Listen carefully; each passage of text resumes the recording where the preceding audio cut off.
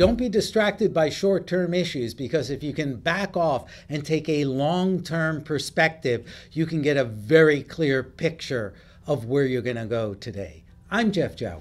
And I'm Rick Levine. I think you're exactly right today on that, Jeff, because the planets of long-term planning and doing things according to that program or plan, Saturn is the planet that has to do with that. And Saturn makes a harmonious sextile with Pluto, which has to do with resources and the depth of one's perspective.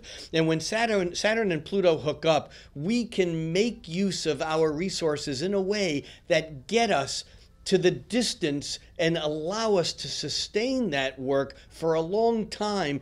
But we do have a problem. Well, there are a couple of problems potentially, or challenges. One is that the moon is in Gemini, and that tends to deal from a short-term perspective. We're easily distracted. We don't know how to discriminate and tell the difference between major issues and minor ones. And I think that hooks into the other item that you were referring to. Right, which is also a Gemini issue. Exactly. The moon is in Gemini, but Jupiter, of course, is camped out in Gemini for an entire year. But today's Saturn-Pluto hook up, the Saturn-Pluto sextile, which is harmonious unto itself. Both of those planets, each of those planets, are forming a irritating quincunx with Jupiter, the planet of expansion, in Anything Goes Gemini, and so it's hard to keep on track, even though we can. Yeah, trust the wiser, slower moving parts of yourself, because even the most mature and responsible aspects can be distracted by little stories that might not amount to all that much. I'm Jeff Jower. And for Planet Pulse,